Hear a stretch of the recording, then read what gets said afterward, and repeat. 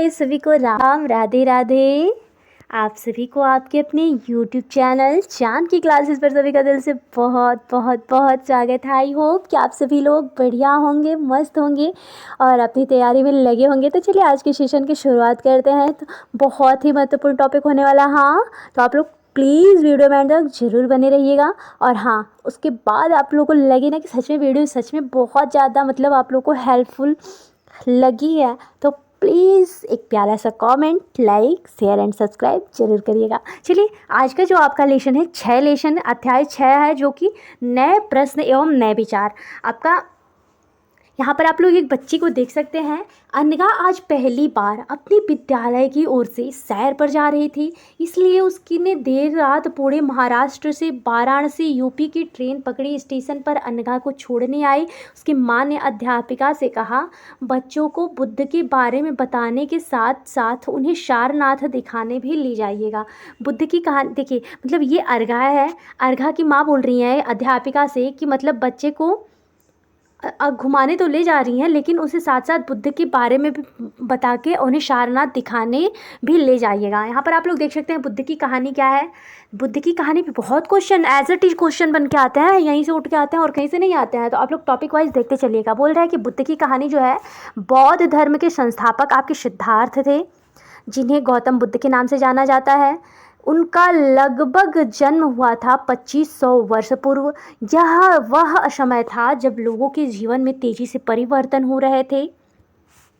जैसा कि तुमने अध्याय 5 में पढ़ा कि महाजनपदों के कुछ राजा इस समय बहुत शक्तिशाली हो गए थे। हजारों साल बाद फिर से नगर उभर रहे थे, गांवों के जीवन में भी बदलाव आ रहा था। अध्याय 9 में देखेंगे कि बहुत से विचारक इन परिवर्तनों को समझने का प्रयास कर रहे थे। वे जीवन के सच्चे अर्थ को भी जानना चाह रहे थे। मतलब जब इनका जो 2500 वर्ष पहले इनका जन्म हुआ, उसके बाद वह समय वो था कि लोगों के जीवन में तेज़ी से परिवर्तन होने लगे थे। जैसा कि अभी आप लोगों ने सच में पढ़ा उधर महाजनपद के काल में कि राजा जो थे बहुत शक्तिशाली हो गए थे। हजारों साल के बाद फिर से नगर उभर रहे थे, गाँव के जीवन में भी बदलाव आने लगा था। बहुत से ऐसे विचारक इन परिवर्तनों को समझने का प्रयास भी कर रहे हैं। आपके अध्याय 9 में आगे देखने को मिलेगा। वे जीवन के सच्चे अर्थ को भी जानना चाह रहे थे। मतलब जो लोग मतलब समझ गए थे वो जीवन का असली मूल्य जानना चाहते थे। बुद्ध क्षत्रिय थे तथा शाक्य नाम के एक छोटे से गढ़ से संबंधित थे। आपके बुद्ध भगवान जो थे क्षत्रिय थे, एक छोटे से गढ़ से संबंधित थे। युवावस्था में ही ज्ञान की खोज में उन्होंने घर की सुखों को छोड़ दिया था। अनेक वर्षों तक वे भ्रमण करते रहे तथा अन्य विचारकों से मिलकर चर्चा करते रहे। अंततः ज्ञान प्राप्ति के लिए उन्होंने स्वयं ही रास्ता ढूंढने का निश्चय किया। इसके लिए उन्होंने बोध गया बिहार में एक पीपल के नीचे कई दिन तक तपस्या की। अंततः उन्हें ज्ञान प्राप्त हुआ। इसके बाद वे बुद्ध के रूप में जाने गए। यहाँ से वे वाराणसी के निकट स्थित सारनाथ गए, जहाँ उन्होंने पहली बार उपदेश लिया। कुशीनारा में मृत्यु से पहले का शेष जीवन उन्होंने पैदल ही एक स्थान से दूसरे स्थान की यात्रा करने में गुजार दिया था, लोगों को शिक्षा देने में व्यतीत कर दिया था। मतलब जब भगवान बुद्ध जो थे ये गढ़ के परिवार से संबंध करते थे। उसके बाद इन्होंने क्या किया कि ये ज्ञान प्राप्ति के लिए बचपन से ही निकल गए थे। बचपन से निकल जाने के बाद इन्होंने क्या किया, इन्होंने ज्ञान प्राप्त किया। उसके बाद ये बिहार के एक पीपल के नीचे तपस्या किए, उन्हें ज्ञान वहाँ पे प्राप्त हुआ। फिर बुद्ध के रूप में ये जाने लगे। यहाँ से वे वाराणसी के निकट स्थित सारनाथ गए, जहाँ उन्होंने अपनी पहली बार उपदेश दिया। और इनका मृत्यु जो हुआ है आपके यूपी के कुशीनगर स्थान पर। तो इनका शेष जीवन जो था ये पैदल ही एक स्थान से दूसरे स्थान की यात्रा करने लगे और लोगों के लिए हित के लिए उनको शिक्षा देने में ही अपनी पूरी जीवन व्यतीत कर दिए थे आपके भगवान बुद्ध जी। चलिए यहाँ पे एक और टॉपिक देखते हैं भगवान बुद्ध का, कि बुद्ध ने शिक्षा दी कि यह जीवन कष्टों और दुखों से भरा हुआ है और ऐसा हमारी इच्छा और लालसाओं जो हमेशा पूरी नहीं हो सकती। देखिए बुद्ध जी ने जो शिक्षा दी है, यह जीवन जो है कष्टों और दुखों से भरा हुआ है और ऐसा हमारी इच्छा और लालसाओं जो हमेशा पूरी नहीं हो सकती हैं के कारण होता है। कभी कभी हम जो चाहते हैं वो प्राप्त नहीं कर लेने के बाद भी संतुष्ट नहीं होते हैं एवं और अधिक अथवा अन्य वस्तुओं की पाने की इच्छा करने लगते हैं। बुद्ध ने इसे लिप्सा या तृष्णा कहा है। बुद्ध ने शिक्षा दी कि आत्म संयम अपनाकर हम ऐसी लालसा से मुक्ति पा सकते हैं। देखिए भगवान बुद्ध ने बिल्कुल ये बात सही कह के गई है कि जो हमारी इच्छाएं होती हैं, जो हमारी लालसाएं होती हैं, कभी पूरी नहीं हो सकती हैं। आपको एक के बाद एक की इच्छा जागृत होती चली जाएगी। इसलिए उन्होंने कहा कि आत्म संयम अपनाओ, ताकि इन जितनी भी इच्छाएं उत्पन्न हो रही हैं, जो लालसाएं आपके अंदर उत्पन्न हो रही हैं, वो सारे आत्म संयम से ही नष्ट होंगी। क्योंकि इच्छाएं मृत्यु तक नहीं मरेंगी, मृत्यु होती रहेगी और आप लोग के मन में कुछ न कुछ चिंतन, कुछ इच्छा होती रहेगी। इसीलिए लालसाएं जो होती हैं कभी नहीं मरती। देख सकते हैं कि सारनाथ आप लोग को दिख रहा है, यहाँ पे दिख रहा होगा ना, यहाँ पे ये देख रहे हैं आप लोग सारनाथ स्तूप। तो बोल रहे कि इस इमारत को स्तूप के नाम से जाना जाता है। यहीं पर भगवान बुद्ध ने अपना सर्वप्रथम उपदेश दिया। इस घटना की स्मृति में यहाँ स्तूप का निर्माण किया गया। अध्याय 11 में तुम इन स्तूपों के बारे में अधिक जानकारी लोगे। अभी आपके लेसन 11 में इसकी और जानकारी आप लोग को मिलेगी। तब तक यहाँ पर आप लोग देखिए कि बुद्ध ने शिक्षा दी कि यह जीवन कष्टों और दुखों से भरा हुआ है। ये ऐसी हमारी इच्छा और लालसाओं जो हमेशा पूरी नहीं हो सकती हैं के कारण ही होता है। कभी कभी हम जो चाहते हैं वह प्राप्त कर लेने के बाद भी संतुष्ट नहीं होते हैं एवं और अधिक अथवा अन्य वस्तुओं को पाने की इच्छा करने लगते हैं। बुद्ध ने इसे लिप्सा कहा है, तृष्णा कहा है। अभी आप लोगों ने पढ़ा ही है कि उन्होंने लोगों को दयालु होने तथा मनुष्यों के साथ साथ जानवरों के जीवन का भी आदर करने की शिक्षा दी है। वे मानते थे कि हमारे कर्मों के परिणाम चाहे वे अच्छे हों या बुरे हों, हमारे वर्तमान जीवन के साथ साथ बाद के जीवन को प्रभावित करते हैं। मतलब जो हम लोगों का वर्तमान का जीवन है, ये बाद के जीवन को भी प्रभावित करेगा। इसीलिए हमारे परिणाम अच्छे हों या बुरे हों,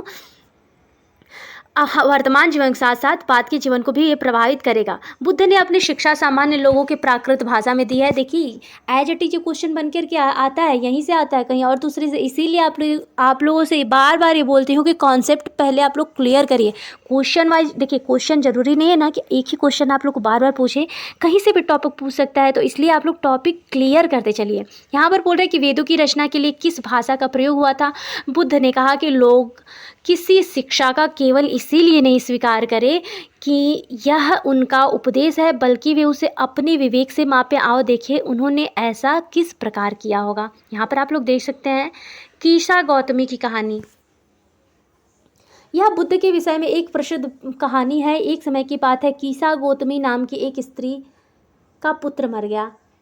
इस बात से वह इतनी दुखी हुई कि वह अपने बच्चे को गोद में ली नगर के सड़कों पर घूम घूम कर लोगों से प्रार्थना करने लगी कि कोई उसके पुत्र को जीवित कर दे।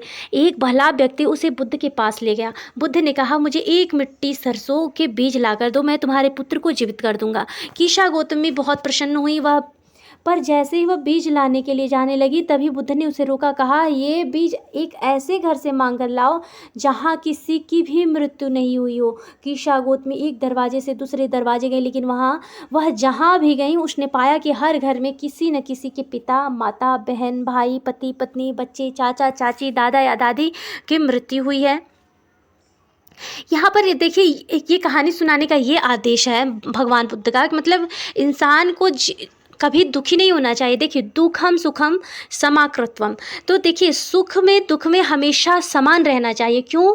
क्योंकि देखिए हर इंसान के जीवन में दुख आता है, हर इंसान के जीवन में सुख आता है। तो इसीलिए देखिए समान भाव से रहो, भगवान की भजन करो। और देखिए बुद्ध ने भी यही उपदेश दिया है कि अपने अंदर से लालसाओं को मारो। हमारे सनातन धर्म में भगवान की भक्ति के लिए तो यहाँ ये बोलते हैं कि अपनी इच्छा को मारो। दुख ही जीवन का, ये जो इच्छा है ये दुख का कारण है। तो इसलिए इनसे देखिए भगवान, धर्म कभी अलग नहीं होता है। धर्म का आदेश जो, अगर हर धर्म एक से एक बढ़कर है, लेकिन क्या है ना कि अभी धर्म बांट दिए गए हैं, लेकिन इन लोगों का भी मानना एक ही है कि भगवान को पाना है तो आप अपनी इच्छाओं को दमन करिए, फिर भगवान की शरण में जाइए। और यही बोलते हैं कि ये कीशा गौतमी जो है, उनको ये समझाने का मतलब इनका आशय है कि ऐसा कोई मनुष्य नहीं है जो इस धरती पर आया हो फिर मरा ना हो। तो उनके वो जो सरसों मांगने गई थी, वहाँ पर उनको ज्ञान होता है कि मतलब हाँ, मतलब ऐसा उनको घर ही नहीं मिल रहा है कि जहाँ पे मतलब किसी की मृत्यु नहीं हुई है। यही बात समझाने की भगवान बुद्ध उनकी कोशिश किए हैं। यहाँ पर आप लोग देख सकते हैं कि उपनिषद जिस समय बुद्ध उपदेश दे रहे थे उसी समय उससे भी थोड़ा पहले दूसरे अन्य चिंतक भी कठिन प्रश्नों का उत्तर ढूंढने का प्रयास कर रहे थे। उनमें से कुछ मृत्यु के बाद के जीवन के बारे में जानना चाहते थे, जबकि अन्य यज्ञों की उपयोगिता के बारे में जानने के लिए उत्सुक थे। मतलब उसी समय जब भगवान बुद्ध का ये चल रहा था, उसी समय कोई था कि उसी जो कि उपनिषद कठिन प्रश्नों का उत्तर ढूंढने के लिए प्रयास कर रहे थे लोग। उनमें से कुछ लोग ऐसे भी थे जो जीवन के बारे में जानना चाहते थे, जबकि अन्य यज्ञों की उपयोगिता के बारे में जानने के लिए उत्सुक थे। इनमें से कई अधिकांश चिंतकों का यह मानना था कि इस विश्व में कुछ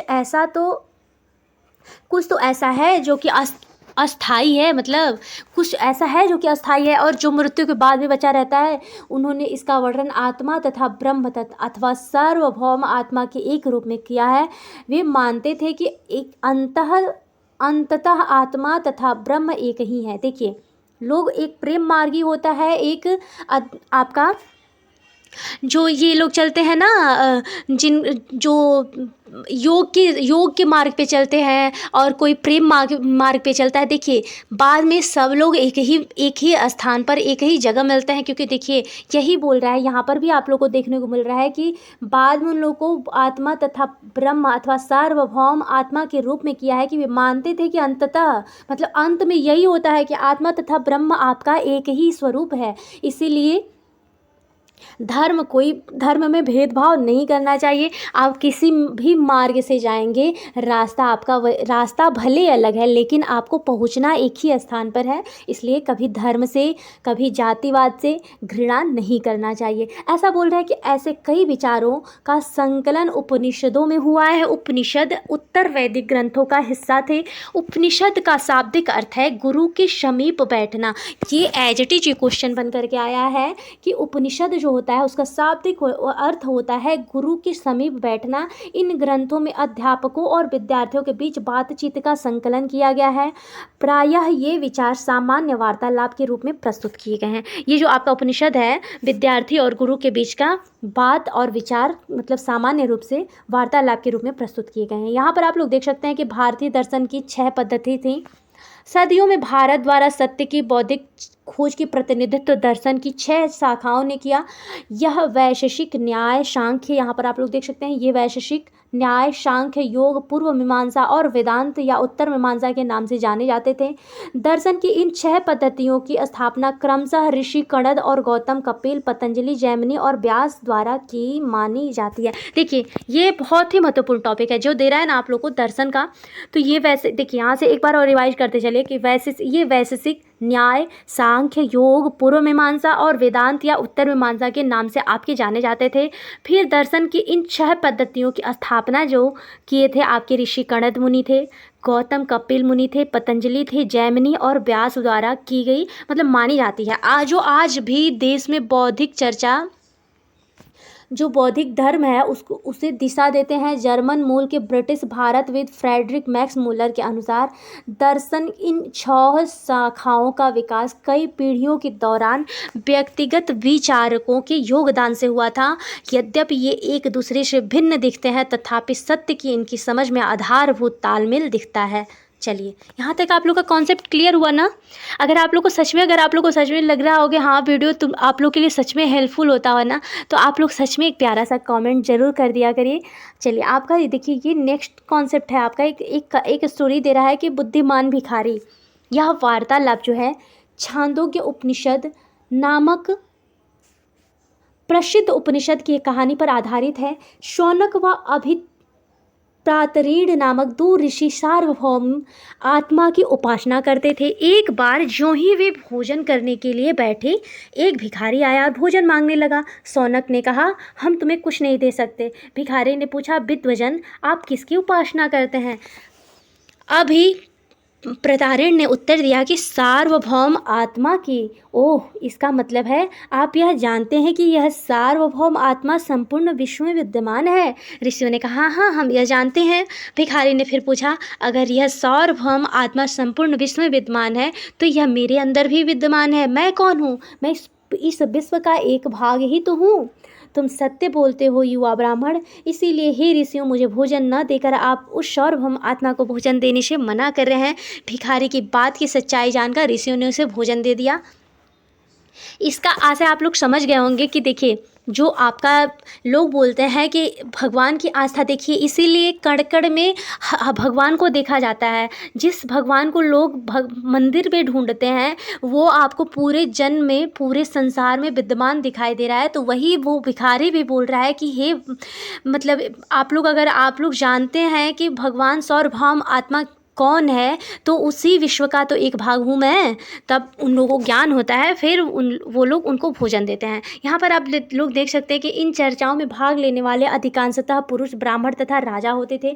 कभी कभी गार्गी जैसे स्त्रियां विचारकों का भी उल्लेख मिलता है। विद्वता के लिए प्रसिद्ध गार्गी राजदरबारों में होने वाले वाद विवाद में भाग लिया करती थी। निर्धन व्यक्ति इस तरह के वाद विवाद में बहुत कम ही हिस्सा लेते थे। इस तरह की प्रसिद्ध अपवाद सत्यकाम जाबाल का है। सत्यकाम जाबाल का नाम उसकी दासी माँ के नाम पर पड़ा। सत्यकाम के मन में सत्य जागने की तीव्र जिज्ञासा हुई। गौतम नाम के एक ब्राह्मण ने उन्हें अपने विद्यार्थी के रूप में स्वीकार किया था। अपने समय के सर्वाधिक प्रसिद्ध विचारकों में से एक बन गए। उपनिषदों के कई विचारों का विकास बाद में प्रसिद्ध विचारक शंकराचार्य के द्वारा किया गया, जिनके बारे में तुम कक्षा 7 में पढ़ोगे। तो आप लोगों ने देखा कि आपके देखिए यहाँ पे आप लोग एक बार और रिवाइज करते चलिए कि इन चर्चाओं में जो थे अधिकांश पुरुष और ब्राह्मण राजा होते थे। मतलब ये जो चर्चाएं होती थी आपकी, इसमें अधिकतर पुरुष, ब्राह्मण तथा राजा होते थे। लेकिन कभी कभी गार्गी का नाम आप लोगों ने सुना होगा। गार्गी बहुत विद्वान थी, जैसे स्त्री विचारक, वो एक विचारक थी, तो उनका उल्लेख भी मिलता है। विद्वता के लिए प्रसिद्ध गार्गी राज दरबारों में होने वाले वाद विवाद में भाग लिया करती थी। और निर्धन व्यक्ति इस तरह के वाद विवाद में बहुत ही कम देखिए, जो निर्धन लोग होते थे, मतलब जो ये वाद विवाद होता था, जो विचारक एक जगह उपस्थित होते थे, अपने अपने विचार प्रस्तुत करते थे, तो इसमें जो आपके निर्धन व्यक्ति होते थे, जो नीचे मतलब अब लोअर कास्ट नहीं, उन लोगों का लोअर जो होता है ना कि अर्थ व्यवस्था की कमी, तो उसकी वजह से ये लोग जो थे, ये वाद विवाद में बहुत कम हिस्सा लेते थे। इस तरह का एक प्रसिद्ध अपवाद सत्यकाम जाबाल का है। सत्यकाम जाबाल नाम उसकी दासी माँ के नाम पर पड़ा। सत्यकाम के मन में सत्य जानने की तीव्र जिज्ञासा हुई थी कि गौतम नाम का एक ब्राह्मण ने उन्हें अपने विद्यार्थी के रूप में स्वीकार भी कर लिया तथा वह अपने समय के सर्वाधिक प्रसिद्ध विचारकों में से एक बन गए। उपनिषदों के कई विचारों के विकास के बाद प्रसिद्ध विचारक शंकराचार्य के द्वारा किया गया, जिनके बारे में तुम अभी कक्षा 7 में पढ़ोगे। तो आप लोगों का ये कॉन्सेप्ट क्लियर हुआ। चलिए नेक्स्ट देखते हैं। यहाँ पर आप लोग देख सकते हैं व्याकरणविद पाणिनि। ये व्याकरण, आप लोग पाणिनि का नाम सुना होगा ना, अष्टाध्यायी लिखे हैं। इस पे भी बहुत क्वेश्चन बन के आता है। जिसने एमएससी संस्कृत से किया होगा, चाहे बहुत ऐसे बुक है, ऐसे नहीं है, ये बहुत से ऐसे क्लास में मिलते जाते हैं। तो पाणिनि ने आपके अष्टाध्यायी का संकलन किया था। तो यहाँ पर आप लोग देख सकते हैं कि इस युग में कुछ अन्य विद्वान भी खोज रहे थे। उन्होंने प्रसिद्ध विद्वानों में एक पाणिनि ने संस्कृत भाषण की व्याकरण की रचना की थी। उन्होंने स्वरों तथा व्यंजनों को एक विशेष क्रम में रखकर उनके आधार पर सूत्रों की रचना की। ये सूत्र बीज गणित के सूत्रों से काफ़ी मिलते जुलते हैं। इसका प्रयोग कर उन्होंने संस्कृत भाषा के प्रयोगों के नियम लघु सूत्रों लगभग आपके 3000 के रूप में लिखे थे। आपकी पाणिनि जो थे, इन्होंने व्याकरणविद जो इन्होंने अष्टाध्यायी लिखी है, उन्होंने क्या किया कि ये सूत्र बीज सूत्र के सूत्रों से काफ़ी मिलते, इनके जो सूत्र हैं वो बीज गणित जो है उसके सूत्र से मिलते जुलते हैं। इसका प्रयोग जो है कि उन्होंने संस्कृत भाषा के प्रयोगों में नियम लघु सूत्रों में लगभग आपके 3000 रूप में लिखे हैं। चलिए यहाँ पर आप लोगों ने इनका देखा अष्टाध्यायी का। अगर आपका कहीं भी क्वेश्चन फंसे तो आप लोग कॉन्सेप्ट क्लियर करते चलेंगे तो देखिए कहीं से प्रॉब्लम नहीं होगी ना। फिर आपका आता है जैन धर्म। जैन धर्म है इस युग में, अर्थात लगभग आपके 2500 वर्ष पूर्व जैन धर्म के 24वें तीर्थक, अंतिम तीर्थकर वर्धमान महावीर ने भी अपने विचार का प्रसार किया था। देखिए आपके 24वें तीर्थकर थे आपके वर्धमान महावीर जी, और आपके प्रथम थे आपके ऋषभदेव, मतलब जो जैन धर्म की स्थापना करते हैं। तो ये बोल रहा है कि अपने विचारों का प्रसार किए थे आपके वर्धमान महावीर जी ने। वह वज्जी संघ के लिक्ष्वी कुल के एक क्षत्रिय राजकुमार थे। इस संघ के विषय में तुमने अध्याय 5 में पढ़ा है। 30 वर्ष की आयु में उन्होंने घर छोड़ दिया, जंगल में रहने लगे। 12 वर्ष तक उन्होंने कठिन एकाकी जीवन व्यतीत किया। इसके बाद उन्हें ज्ञान प्राप्त हुआ। उनकी शिक्षा सरल थी। सत्य जानने की इच्छा रखने वाले प्रत्येक का कहना था कि सभी जीव जीना चाहते हैं, सभी के लिए जीवन प्रिय। बात सही है। देखिए हर एक जीव ये चाहता है कि उसे, हर एक जीव को अपना जान का बहुत मोह होता है, इसीलिए कभी किसी जीव की देखिए गांधी जी ने कहा था ना, अहिंसा परमो धर्म। तो इसीलिए, लेकिन आज के लोग क्या है, आज के लोग के ट्रेंड में चलता है ना ये सब, मच्छी, नॉनवेज, ये जो भी मतलब बहुत जगह, अभी केरल में जाएंगे, जम्मू में जाएंगे आप, हांगकांग में जाइए, ऐसे मतलब अभी बहुत ऐसे ना, गोवा में जाइए, मतलब फेमस फेमस ये डिश बना दिया गया है। मतलब यहाँ पर मतलब आप जाएंगे तो यहाँ का फेमस डिश आपको मिलेगा, मच्छी चावल केरल का, मच्छी जम्मू कश्मीर में, मच्छी आपके गोवा में। तो ये सब एक फेमस डिश बन गया। लेकिन आपके महावीर जी क्या बोलते हैं कि सभी जीव जीना चाहते हैं, सभी के लिए जीवन प्रिय है। महावीर ने अपनी शिक्षा प्राकृत में दी है। यही कारण है कि साधारण जन भी उनके तथा उनके अनुयायी की शिक्षाओं को समझ सके हैं। देश के अलग अलग हिस्सों में प्राकृत के अलग अलग रूप प्रचलित थे। प्रचलन क्षेत्र के आधार पर ही उनके अलग अलग नाम थे। जैसे मगध में बोली जाने वाली प्राकृत मागधी कहलाती थी। तो आप लोग देख सकते हैं कि इन्होंने भी अपनी भाषा जो है प्राकृत में ही दी है। और आपके भगवान बुद्ध जी भी थे, आपके प्राकृत में ही दिए हैं। चलिए यहाँ पर आप लोग देख सकते हैं कि जो इनकी मगध में बोली जाने वाली भाषा थी प्राकृत और मागधी कहलाती थी। और यहाँ जैन नाम से जाने गए महावीर के अनुयायियों ने भोजन के लिए भिक्षा मांगकर सदा जीवन बिता, मतलब जो लोग अनुयायी थे वो भोजन मांगकर ही अपना जीवन बिताते थे। उन्हें पूरी तरह से ईमानदार होना पड़ता था तथा चोरी न करने की उन्हें सख्त हिदायत थी। उन्हें ब्रह्मचर्य का पालन करना होता था। पुरुषों को वस्त्र सहित सब कुछ त्याग देना होता था। आप लोग जैन धर्म अभी वर्तमान में भी देखेंगे तो ऐसा होता है अभी भी। मतलब अभी भी ये धर्म की प्रथा जो है, अभी भी बहुत ऐसे सच्चे संत भी हैं। तो ऐसा नहीं है कि अभी संत लोग हैं नहीं, संत लोग हैं अभी वर्तमान में भी। आपके जैन धर्म में देखिए, जैन शब्द जिन शब्द से निकला है, जिसका अर्थ होता है विजेता। महावीर के लिए जिन शब्द का प्रयोग हुआ था, जिन।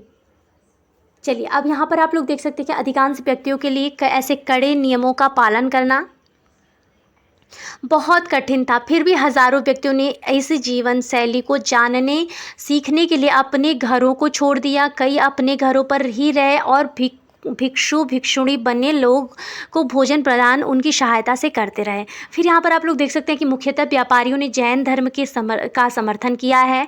किसानों के लिए इन नियमों का पालन अत्यंत कठिन था। देखिए जो किसान लोग थे, ये भी क्वेश्चन आपके एज इट इज क्वेश्चन बन करके आया है कि मतलब क्या ऐसा कारण रहा है कि किसान लोग मतलब ये नियम का पालन नहीं कर पाते थे। तो आप लोग यहाँ पर देख सकते हैं कि बोल रहा है कि व्यापारियों ने जैन धर्म का समर्थन किया था।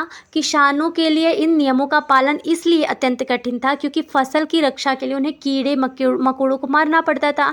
बाद की सदियों में जैन धर्म उत्तर भारत के कई हिस्सों के साथ साथ गुजरात, तमिल, कर्नाटका में भी फैल गया। महावीर तथा उनके अनुयायियों की शिक्षाएं कई शताब्दियों तक मौखिक रूप से ही रही हैं। वर्तमान रूप में उपलब्ध जैन धर्म की शिक्षाएं लगभग 1500 वर्ष गुजरात में बल्लभी नामक स्थान पर लिखी गई थी। तो आप लोग देख सकते हैं कि किसानों की क्या दशा थी कि मतलब वो इसलिए जैन धर्म नहीं अपनाए थे क्योंकि उन्हें जो, अब मान लीजिए फसल कर रहे हैं, फसल में कीड़े मकोड़ों, तो मतलब जाहिर सी बात है भाई मरेंगे, दवा छिड़काएगा वो मरेंगे ही। तो इसलिए जो किसान लोग थे वो मतलब नहीं अपनाए थे। लेकिन व्यापारी जो थे वहाँ के, वो जैन धर्म का बहुत समर्थन किए थे। उसके बाद आप लोग देख सकते हैं कि उत्तर भारत में कई हिस्सों के साथ साथ गुजरात था, आपका तमिल था, कर्नाटका था, मतलब इतनी जगहों पे आपके जैन धर्म का प्रभाव फैल चुका था। महावीर तथा उनके अनुयायियों की शिक्षाएं कई शताब्दियों तक मौखिक रूप में ही रही हैं। वर्तमान रूप में उपलब्ध जैन धर्म की शिक्षाएं लगभग आपके 1500 वर्ष पूर्व गुजरात के बल्लभी नामक स्थान पर लिखी गई थी। ये टॉपिक देखते चलिएगा। देखिए आप लोग एक एक टॉपिक यहाँ से जितना भी आपको प्रोवाइड कराते हैं ना, अगर आप लोग एक एक टॉपिक देखते चलेंगे ना, मैं 100% श्योर बोल रही हूँ ना, वो बच्चा 100% बोल रही हूँ कि आप लोग को सीटेट फर्स्ट अटेम्प्ट में क्वालिफाई, क्योंकि ये साधारण नंबर नहीं रहता है आपका। 30 से 30 नंबर नहीं, आपके 60 का 60 टारगेट रहता है। इसीलिए आप लोगों को बहुत कटेगा। हाँ थोड़ा सा माइंड ही है, इधर उधर होता है, लेकिन आपका बहुत कटेगा तो 10 नंबर इधर उधर होंगे। लेकिन 50 में 50 तो आप लोग का 100%। और अगर आप लोग रेगुलर लेते हैं ना, कॉन्सेप्ट क्लियर होता है ना, तो आपका 10 भी आपके झोली में होगा। हाँ चलिए आपके नेक्स्ट टॉपिक यहाँ पर आप लोग देख सकते हैं, संघ जो आया था। तो महावीर तथा बुद्ध दोनों का ही मानना था कि घर का त्याग करने पर ही सच्चे ज्ञान की प्राप्ति हो सकती है। ऐसे लोगों के लिए उन्होंने संघ नामक संगठन देखिए, महावीर जी थे और बुद्ध जी थे, इन दोनों लोगों का मानना था कि घर का त्याग करने पर ही सच्चे ज्ञान की प्राप्ति हो सकती है। ऐसे लोगों के लिए उन्होंने संघ नामक संगठन बनाया था, जहाँ पर घर का त्याग करने वाले लोगों के साथ वो रह सकें। संघ में रहने वाले बौद्ध भिक्षुओं के लिए बनाए गए नियम विनय पिटक नामक ग्रंथ में मिलते हैं। विनय पिटक से हमें पता चलता है कि संघ में पुरुषों और स्त्रियों के रहने की अलग अलग व्यवस्था थी। सभी व्यक्ति संघ में प्रवेश ले सकते थे। हालांकि संघ में प्रवेश के लिए बच्चों को अपने माता पिता से, दासों को अपने स्वामी से, राजा के यहाँ काम करने वाले लोगों को राजा से तथा कर्जदारों को अपने देनदारों से अनुमति लेनी होती थी। एक स्त्री को उसके लिए इसके पति से अनुमति लेनी। देखिए ये क्वेश्चन है ना, आपके संघ से भी आपके टॉपिक यहाँ से यहीं से एज इट इज बन के उठे हैं। आपके क्वेश्चन में, आपके सीटेट में आए हुए क्वेश्चन है। तो यहाँ पर आप लोग देख सकते हैं, बोल रहा है कि महावीर तथा बुद्ध जो थे, उन दोनों लोगों ने माना कि घर का त्याग करने पर ही सच्चे ज्ञान की प्राप्ति होगी।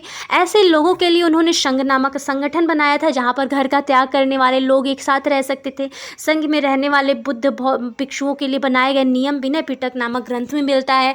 और विनय पिटक से हमें ये पता चलता है कि संघ में पुरुषों स्त्रियों के रहने की अलग अलग व्यवस्था भी थी। सभी व्यक्ति जो थे वहाँ पर देखिए समान है कि सब लोग संघ में प्रवेश ले सकते हैं, लेकिन संघ में प्रवेश के लिए बच्चों को अपने माता पिता से आदेश लेना पड़ेगा, दासों को अपने स्वामी से आदेश लेना पड़ेगा, राजा को, यहाँ पर काम करने वाले लोगों के राजा से तथा कर्जदारों को अपने देनदारों से अनुमति लेनी पड़ती थी। और जो स्त्रियाँ होती थी उनको अपने पति से अनुमति लेना जाहिर सी बात थी। चलिए यहाँ पर आप लोग, यहाँ तक आप लोग का कॉन्सेप्ट क्लियर हुआ। तो फिर यहाँ पर आप लोग देख सकते हैं कि संघ में प्रवेश लेने वाले स्त्री पुरुष बहुत सादा जीवन जीते थे। वे अपना अधिकांश समय ध्यान करने में बिताते थे और दिन एक निश्चित समय में वे शहरों तथा गांवों में जाकर भिक्षा मांगते थे। यही कारण है कि उन्हें भिक्षु तथा भिक्षुणी, साधु, भिखारी के लिए प्राकृत शब्द कहा गया है।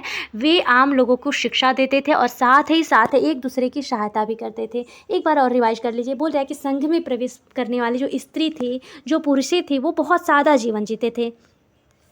वे अधिकांश समय थे कि जो ध्यान में बिताते थे, मतलब ध्यान करते थे, भगवान का ध्यान में लगे रहते थे। और दिन में एक निश्चित समय वे शहरों तथा गांवों में जाकर भिक्षा मांग लाते थे। यही कारण है कि उन्हें भिक्षु तथा भिक्षुणी, साधु, भिखारियों के लिए प्राकृत शब्द कहा गया है। मतलब यही कारण है, जो भिक्षु और भिक्षुणी हैं उन्हें साधु, भिखारी के लिए प्राकृत शब्द कहा गया है।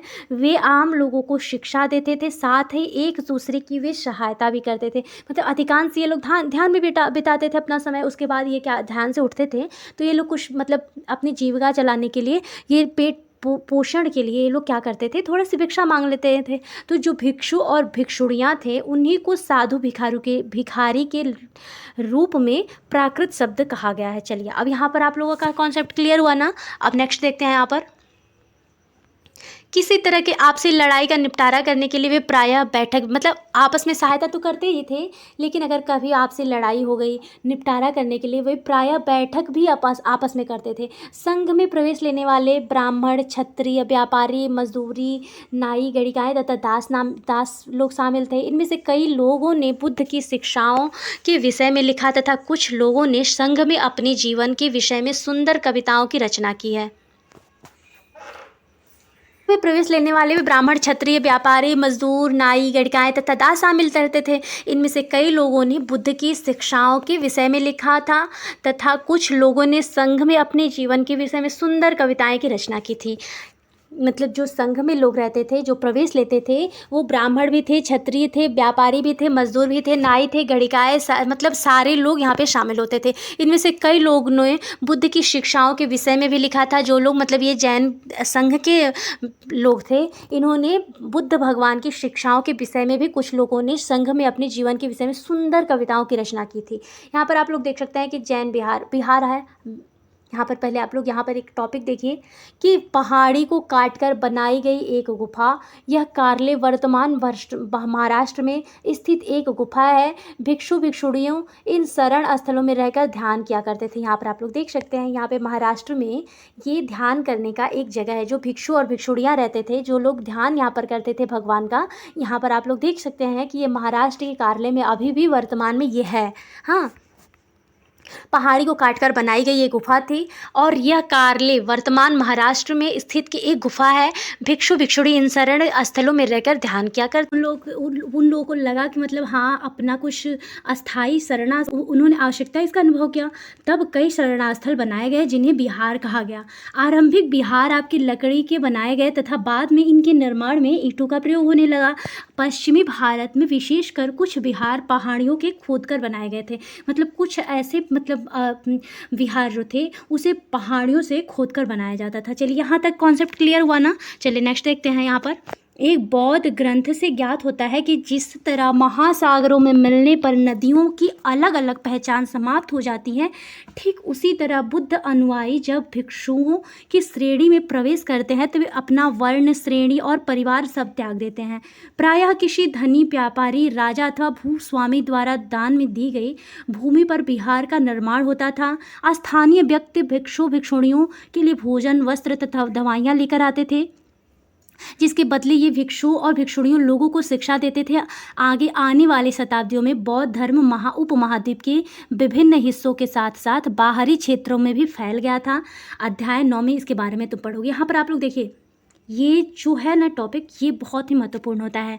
देखिए बोल रहा है कि जिस तरह महासागरों में मिलने पर नदियों की अलग अलग पहचान समाप्त हो जाती है, ठीक उसी तरह बुद्ध से के अनुयायी जब भिक्षुओं की श्रेणी में प्रवेश करते थे तो वे अपना वर्ण, श्रेणी और परिवार सबको त्याग देते थे। क्या होता था कि जब किसी धनी व्यापारी, राजा, भूस्वामी द्वारा दान में दी गई भूमि बिहार का निर्माण होता था, स्थानीय व्यक्ति भिक्षु भिक्षुणियों के लिए भोजन, वस्त्र, दवाइयाँ लेकर आते थे, जिसके बदले ये भिक्षु और भिक्षुणी लोगों को शिक्षा देने लगे थे। आगे आने वाली शताब्दियों में बौद्ध धर्म उपमहाद्वीपों के विभिन्न हिस्सों के साथ साथ बाहरी क्षेत्रों में भी इन लोगों का जो था फैल गया है। अध्याय 9 में इनके बारे में तुम अधिक पढ़ोगे। तो देखिए यहाँ के लग रहा है क्लास लंबा होने वाला है। चलिए क्लास लंबा नहीं होगा, एक टॉपिक और है, आप लोग को पढ़ा ही देते हैं। देखिए आश्रम व्यवस्था उसके बाद आया। तो जैन धर्म में बौद्ध धर्म जिस समय लोकप्रिय हो रहे थे, लगभग उसी समय ब्राह्मणों ने आश्रम व्यवस्था का विकास किया था। जब जैन धर्म और बौद्ध धर्म विकसित हुआ तब लगभग उसी समय ब्राह्मण लोग जो थे आश्रम व्यवस्था का निर्माण किया। यह आश्रम शब्द का तात्पर्य है लोगों द्वारा रहने तथा ध्यान करने के लिए प्रयोग में आने वाले स्थान नहीं है, बल्कि इसका तात्पर्य है जीवन के एक चरण से। मतलब ये आश्रम शब्द का जो तात्पर्य है ध्यान करने के लिए प्रयोग में आने वाले स्थान से नहीं है, बल्कि इसका तात्पर्य यह है कि जीवन का एक चरण जो आश्रम व्यवस्था होता था, तो ये है। तो इसमें आते थे कौन कौन से 4 वर्ण आते थे आपके, 4 आश्रम व्यवस्था की गई थी। ब्रह्मचर्य था आपका, गृहस्थ था, वानप्रस्थ और संन्यास नामक 4 आश्रमों की व्यवस्था की गई। उसके बाद ब्रह्मचर्य के अंतर्गत ब्राह्मण, क्षत्रिय, वैश्य से यह अपेक्षा की जाने लगी कि इस चरण के दौरान वे सादा जीवन बिताकर वेदों का अध्ययन करेंगे। मतलब इसके बाद जो ये 4 आपकी अवस्था आई आश्रम अवस्था, इसमें जो कि आपके ब्रह्मचर्य था, गृहस्थ था, वानप्रस्थ था, संन्यास नामक 4 वर्णों की स्थापना हुआ। उसके बाद जो था कि ब्रह्मचर्य के अंतर्गत ब्राह्मण, क्षत्रिय, वैश्य, शूद्र, अवैश्य से यह अपेक्षा की जाने लगी कि इस चरण के दौरान वे सादा जीवन बिताएंगे और वे वेद का अध्ययन करेंगे। फिर यहाँ तक टॉपिक क्लियर हुआ ना। तो गृहस्थ आश्रम के अंतर्गत उन्हें विवाह कर गृहस्थ के रूप में रहना होता था। वानप्रस्थ के अंतर्गत उन्हें जंगल में रहकर साधना करनी होती थी, अतः उन्हें सब कुछ त्याग कर सन्यासी बन जाना था। मतलब देखिए पहले उन लोगों को गृहस्थ आश्रम में जाना होता था, गृहस्थ आश्रम के बाद उनको वानप्रस्थ के अंतर्गत उन्हें जंगल में रहकर साधना करनी पड़ती थी। उसके बाद उन्हें सब कुछ त्याग कर खुद सन्यासी बन जाना पड़ता था। फिर आश्रम व्यवस्था ने लोगों को अपने जीवन के कुछ हिस्सा ध्यान में लगाने पर बल दिया, पर स्त्रियां जो थीं, वे जो स्त्रियां थीं यहाँ पर भी उनको वेद पढ़ने की अनुमति नहीं मिली है और उन्हें अपने पतियों द्वारा पालन किए जाने वाले आश्रमों का ही अनुसरण करना होता था। तो देखिए यहाँ पर भी स्त्रियों को जो है वेद पढ़ने का अनुमति नहीं मिला है। उन्हें जो उनके पति द्वारा पालन किए जाने वाले आश्रम का व्यवस्था था उसे बस अनुसरण करना होता था। चलिए यहाँ तक कॉन्सेप्ट आप लोग का क्लियर हुआ। एक और टॉपिक है यहाँ पे आप लोग देख सकते हैं, अन्यत्र है कि एटलस में ईरान ढूंढो। जरथुस्त्र एक ईरानी पैगंबर थे। जरथुस्त्र पर भी क्वेश्चन बन करके आया है। तो देखिए जरथुस्त्र जो थे एक ईरानी पैगंबर थे। उनकी शिक्षाओं का संकलन जेंद अवस्था नामक ग्रंथ में मिलता है। जेंद अवस्था आपके क्वेश्चन, आपके PYQ क्वेश्चन में सीटेट के आ चुका है ना, ध्यान से देखते चलिएगा। देखिए जरथुस्त्र आपके कौन थे, ईरानी पैगंबर थे। उनकी शिक्षाओं का संकलन हुआ है आपके जेंद अवस्था नामक ग्रंथ में।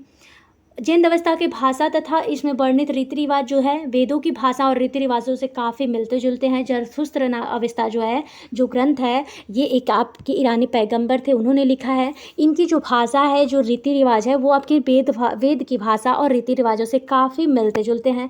जरथुस्त्र की मूल शिक्षा का सूत्र है कि सद्विचार, सद्वचन तथा सद्कार्य।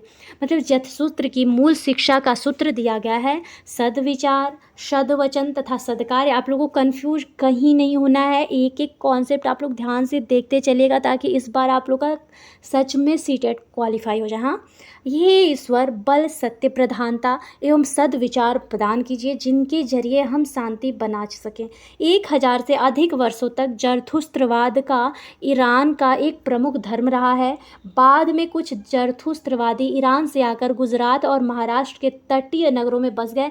वे लोग ही आज जो पारसी अभी वर्तमान में हैं, वे पारसी के पूर्वज हैं जो जरथुस्त्र हैं। अभी आप लोगों ने पढ़ा कि सद्वचन, सद्कार्य और आपके सद्विचार, ये तीनों इनके जरथुस्त्र की मूल शिक्षा का सूत्र दिया गया है। हे ईश्वर बल, सत्य, प्रधानता एवं सद्विचार प्रदान करिए जिनके जरिए हम शांति को बना सकें। 1000 से अधिक वर्षों तक जरथुस्त्रवाद आपके ईरान के एक प्रमुख धर्म के बाद कुछ जरथुस्त्रवादी ईरान से आकर गुजरात, महाराष्ट्र और एक तटीय नगरों में बस गए थे। वे लोग ही आज आपके पारसियों के पूर्वज हैं। आज का आप लोग का कॉन्सेप्ट क्लियर होता है। हाँ, तो यहाँ पर आप लोग देख सकते हैं कुछ महत्वपूर्ण तिथियां दी गई हैं। यहाँ पर आप लोग उपनिषदों के विचारक जैन, महावीर तथा बुद्ध लगभग आपके 2500 वर्ष। ये कॉन्सेप्ट क्लियर हो गया आप लोग का।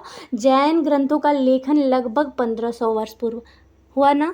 चलिए, तो आज का आपका एक से लेसन जो आपका लेसन 6 था वो समाप्त होता है। यहाँ पर आप लोग एक और उपयोगी शब्द देख सकते हैं। उपयोगी शब्द है तज्झा का होता है तृष्णा, कृषि से द्वेष करना। प्राकृत, आत्मा, ब्रह्म, उपनिषद, जैन, अहिंसा, भिक्षु, संघ, विहार, आश्रम, आपके ये सारे जैन धर्म में और बौद्ध धर्म में मिलते जुलते हैं। तो चलिए आज का सेशन यहाँ पर समाप्त करते हैं और मिलते हैं सभी को नेक्स्ट वीडियो में। तब तक के लिए मेरा सभी को राम राम, राधे राधे। और हाँ, आप लोगों को सच में लगे ना कि वीडियो बहुत ज़्यादा आप लोगों के लिए हेल्पफुल थी ना, तो प्लीज़ एक प्यारा सा comment, like, share and subscribe जरूर करिएगा। और मैं 100% श्योर बोल रही हूँ ना कि आप लोग अगर कॉन्सेप्ट देखते गए ना, एक एक टॉपिक आप लोग के लिए इतना महत्वपूर्ण होता है ना कि आप लोग का क्वेश्चन कहीं और से बनेगा ही नहीं और आप लोग को कहीं कंफ्यूज नहीं होना है। आप लोग बस कॉन्सेप्ट देखते जाइए। आप लोग को 100% श्योर बोल रही हूँ कि आप लोग का सीटेट इस बार क्वालिफाई होना है अगर आप लोग रेगुलर क्लास लेते हैं तो। चलिए, सभी को मिलते हैं नेक्स्ट वीडियो में। तब तक के लिए सभी को मेरा राम राम, राधे राधे।